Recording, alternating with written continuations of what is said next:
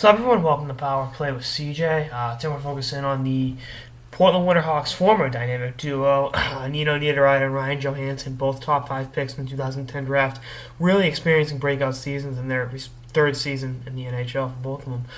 You look at what Johansen's been able to do. He's got 42 points in the year. He's the Jackets' first-line center. He's really epitomizing, being that big, tall first-line center that Columbus wanted when they drafted him. Was the 4th overall, and being a great playmaker. He's actually got more goals than assists. But I think having Horton back, he'll be dishing a little bit more. But that's neither here nor there.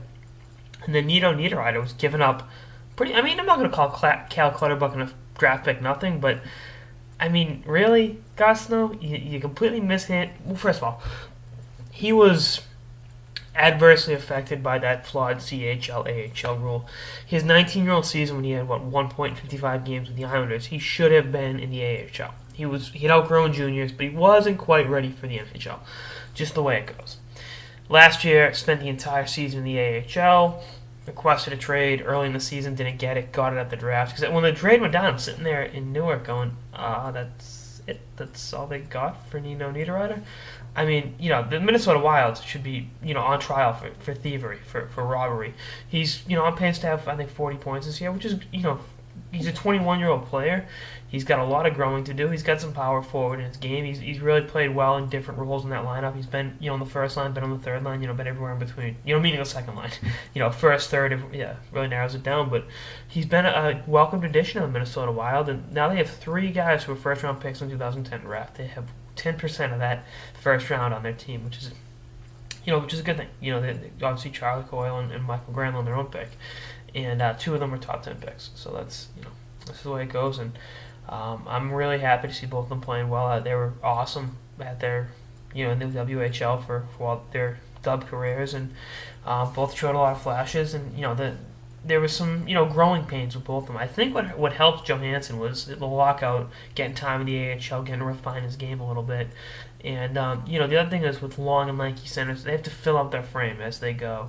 And, he's done that. He's still growing. They're both 21-year-old kids. It's funny. Ryan Johansen was committed to play college hockey at Northeastern out of the BCHL, and then he goes to juniors and, tore the roof off the building with his offensive output with the Portland Winterhawks. Both were very good WJC players, if I remember correctly. I know Nito was. I'm pretty sure. I think Johansen had a solid run over there. I think he was over there for that silver medal winning 2011 Canadian team. I'll have to double check that. But, I'm really happy to see both of them coming out, and I think it's a testament to, it's what happens with 19-year-old kids in the NHL. They're not producing right away. Oh my God, let's trade them. If you're the Islanders. But the reality of the situation is kids take time to develop. Not every kid is going to be, the superstar at 19 or 20. Some of them need to season for a little bit. They both needed time in the AHL, and they both, they both just needed to take their licks. And now that they've both played, upwards of over 100 games in the show, it's showing.